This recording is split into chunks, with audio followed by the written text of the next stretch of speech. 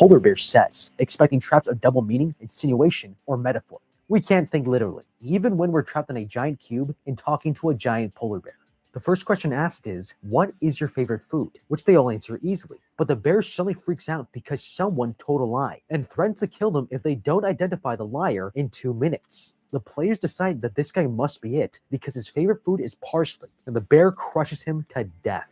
Now, I'm a classic overanalyzer, so this one would honestly scare the living shit out of me. The answer to this question is deceptively complicated because it's based on a general opinion and not objectively true. If I've had different favorite foods throughout the years, or a favorite in each food category, and if I change my mind after trying new dishes, how could I have one true answer to this question?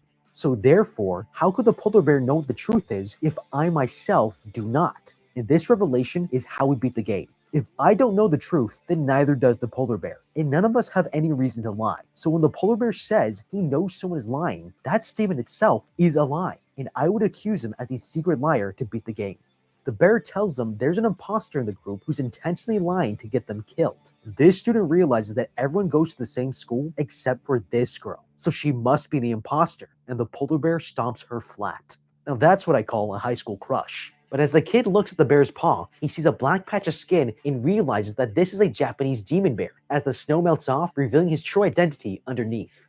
The group is taken to their new arena where these Matryoshka dolls appear, announcing this will be the final game. Kick the can. The rules are simple. Whoever is it must take the can and place it in this circle. Then try to capture the others by looking at their face, call out their name, and step on the can. Those captured can be freed if another player kicks the can, but the kicker must sacrifice his life because the can will explode. The game ends if the players avoid being captured, while the one who is it wins by capturing at least 3 players by the time the sun sets.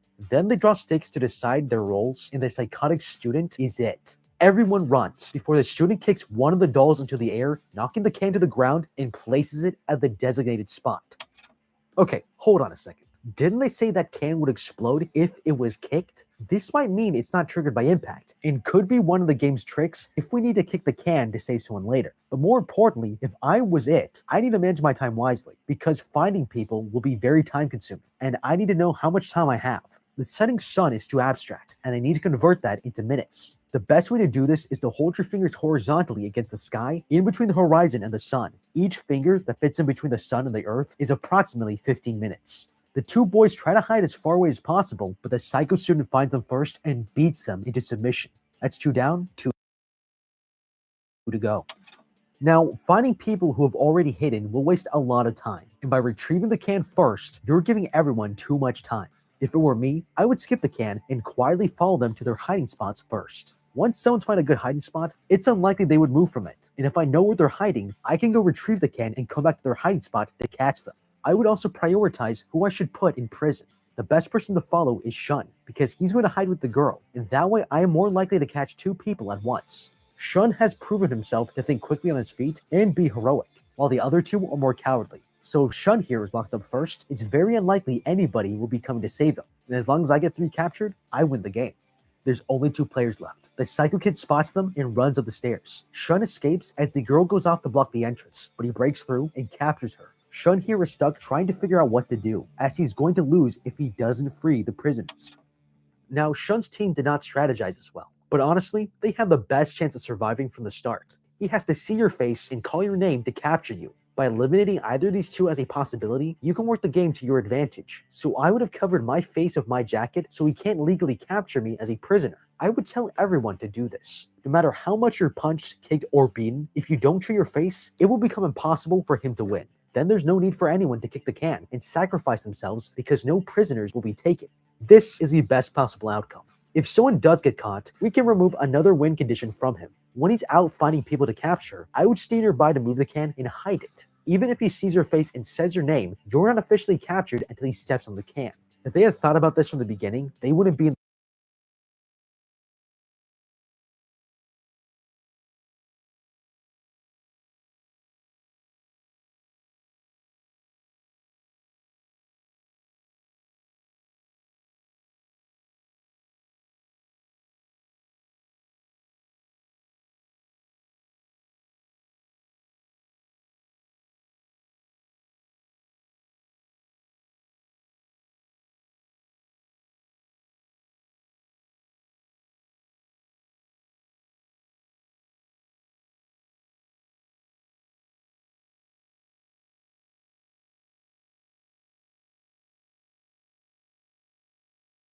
this hopeless situation. But then Shun here sees this old suit of armor nearby, and he gets a clever idea. He leaves his hiding place dressed in rusty armor that could give you tetanus just by looking at it.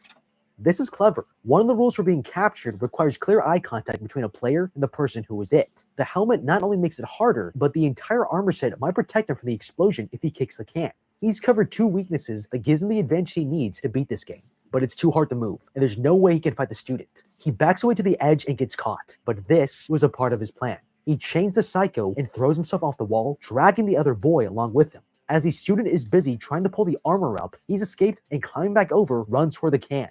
He kicks it, but it doesn't explode. His team wins, and the dolls reveal that they lied about the explosion. Now that it's all over, all of the players are given popsicles as a reward. But the girl finishes her ice cream and realizes that these popsicle sticks declare who gets to die, and this was the secret final test. They only get to pass if luck is on their side. The unlucky players evaporate into magic powder, and the 2 winners are transported to the top of the white cube as people below celebrate their survival.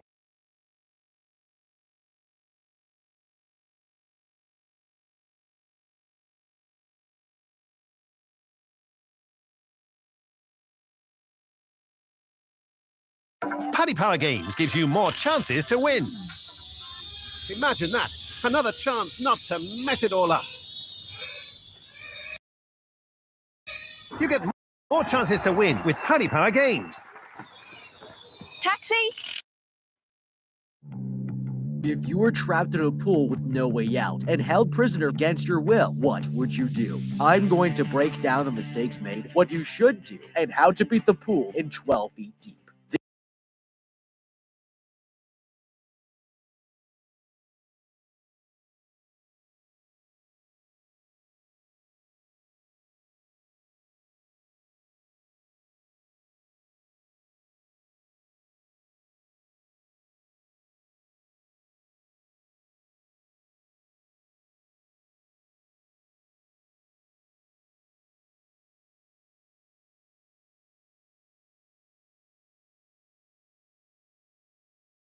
This swimming pool is about to become a death trap. Getting ready for the holidays, the manager puts up a sign notifying everyone that the pool will be closed over the weekend and won't be open until next Monday. This woman, Bree, sits down on the bleachers and takes a device out of her purse to check her blood sugar levels. She's a diabetic, and if she doesn't get her medicine, she'll black out into a fatal coma. Jumping back into the water, Bree here is swimming laps when she spots her sister Jonah walking towards her. The woman climbs out, joining her by the poolside, and asks how she's doing. Her sister confirms she's been drug-free for almost 4 months, but she looks depressed, and wanting to cheer her up, Bree challenges her to a race. Taking her on, she jumps into the water, but that's when the manager walks up. He announces that the pool is closing for the holidays and tells them that they need to get out. Agreeing to leave, the women dry off at the bleachers, and Bree tells her sister she recently got engaged. She wants to show her the ring, but when she searches her bag, it's nowhere to be found. Suddenly, Jonah here spots something at the bottom of the pool and walks over to get a closer look. It's the ring, but it's wedged in a metal grate. Acting quickly, Bree jumps into the water to retrieve it, trying to pull it loose, and her sister jumps in to help, but that was her biggest mistake. Above the water, the manager takes one last look around the poolside to make sure no one else is here and decides to close up shop, not realizing the women are still in the water. He presses a button and activates the drain, sucking Jonah's hair into the grate. She's running out of oxygen and it's terrifying, but to make matters worse, the pool cover is closing overhead. Bree knows that they're both going to die if she doesn't do something, so she rips her sister's hair out with all her strength. Her plan works, and they swim up to the surface as fast as they can, but it's too late. The pool manager has already left the building, and the cover has fully extended over the pool, trapping them underneath.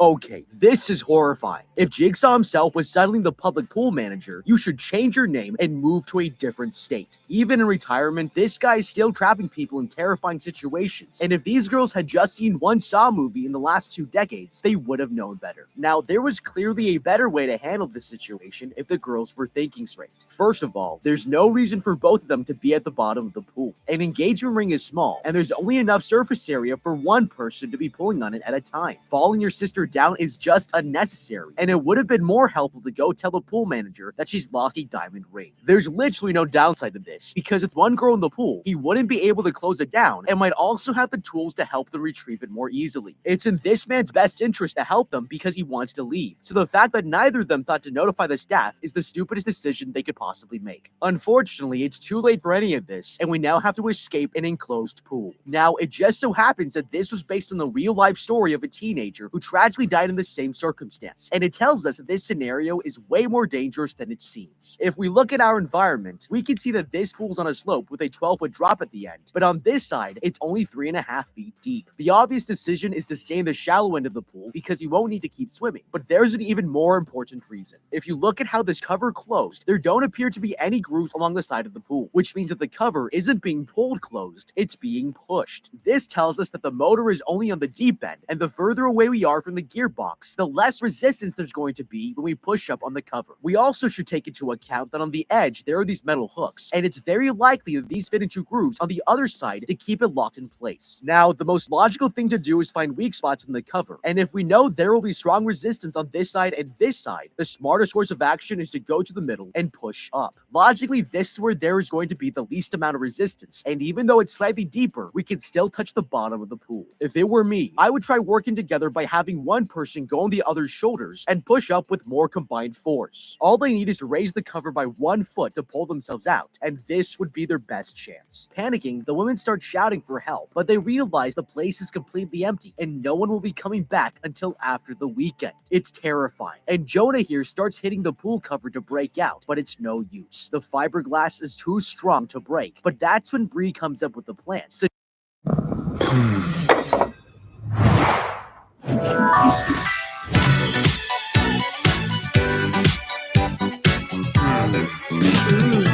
Aromat.